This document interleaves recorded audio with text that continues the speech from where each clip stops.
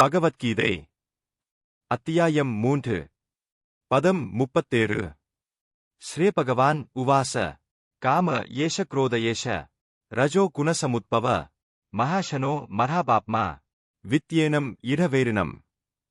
ஒரு புருஷோத்தமரான முழுமுதற் கடவுள் கூறினார், அர்ஜுனா, காமமே இதற்குக் காரணம்.